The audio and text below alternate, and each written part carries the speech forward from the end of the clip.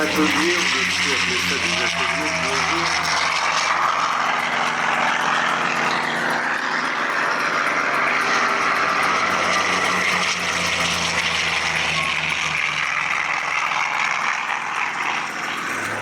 La zone, ce fabuleux hydravion qui en fait au départ était un hydravion, mais après ils lui ont collé, vous voyez sur le flanc du fuselage, vous voyez des gros ronds noirs, et ben c'est les roues du train d'atterrissage qui faisaient du Catalina un amphibie composé de ces bimoteurs dont la mission consistait à patrouiller les étendues du Pacifique pendant des vols d'une vingtaine d'heures facilement.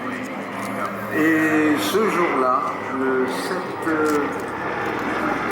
7 décembre, parce que dans l'ouest des Hawaïs, on pensait évidemment que c'était de ce côté-là que pouvait surgir éventuellement une flotte japonaise. On avait quand même obéi aux ordres et concocté un plan où la flotte japonaise passait loin au nord dans le Pacifique, dans des coins où on ne les attendait pas et allait attaquer l'archipel en relançant ses avions depuis une position située dans le nord d'Honolulu,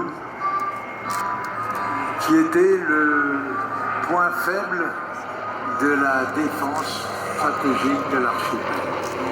Les avions, comme l'île, continuaient au Cap Sud, puis virant un peu au sud-ouest, en direction de Pearl Harbor, du port des Perles.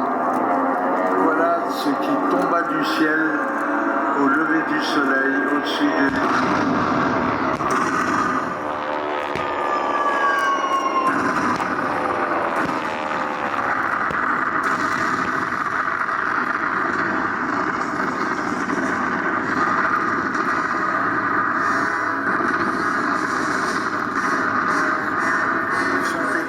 Et ces mécanos, par chance, avaient réussi à armer l'avion juste avant qu'il décolle. Et ce matin-là, une petite poignée, celui-là est un des rares qui vole en Europe. C'est le seul basé en France, pourvu qu'il y reste. Il est magnifique, c'est un avion qui a été récupéré en Nouvelle-Zélande, reconstruit en 12 ans de travail. Il porte une décoration qui a été portée par des aviateurs américains. Le B-25, c'est moi. Et donc, le colonel Laird a décollé, et observé et envoyé par radio des messages qui disent « Je pense qu'il y a encore des garnisons japonaises. »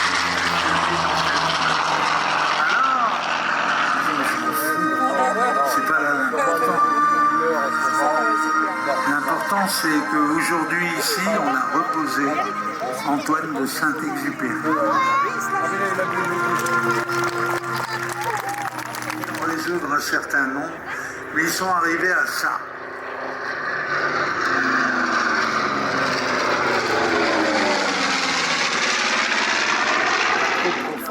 Et si vous plongez, vous pourrez plonger sur le B-25 de Gizonach.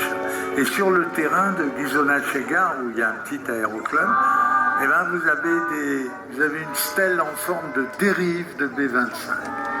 Mais revenons à notre archipel du Pacifique et à ces Japonais qui viennent défendre avec leurs zéros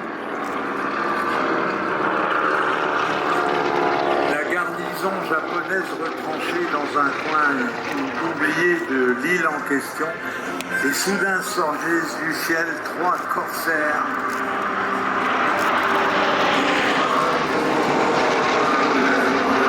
dont le leader est un personnage, un vrai, il a existé pour de vrai.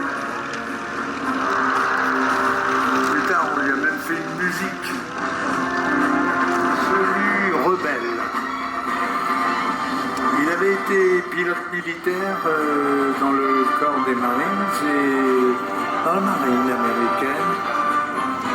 Il s'était signalé par son mauvais caractère. C'est pas beau ça?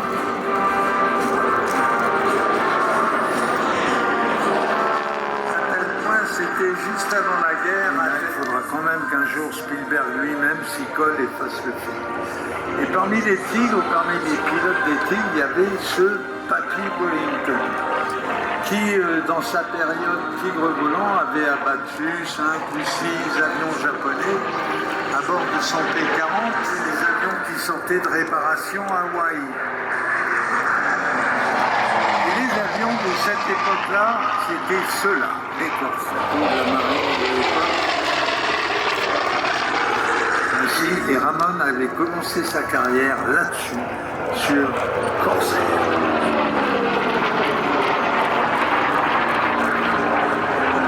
Regardez ça.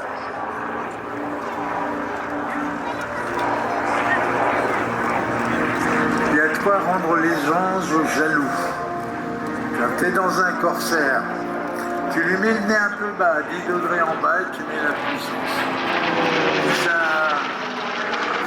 quand tu arrives en bas, tu tires, et tu montes et tu vises le nuage, et tu lui dis pousse-toi de là, que je passe. Voilà, la magie du Corsair.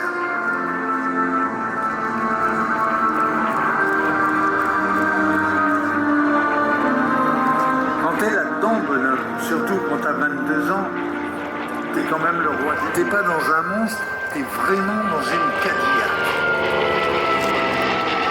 J'imagine que quand tu fais peur à avoir réuni des spécialistes de l'écologie, parce qu'il y en a marre de vous entendre, alors on a réuni des spécialistes de l'écologie et on a fait faire une étude nationale qui s'appelle Aérobiodiversité, qui traite de 60 aérodromes en France et qui vous démontre un truc étonnant.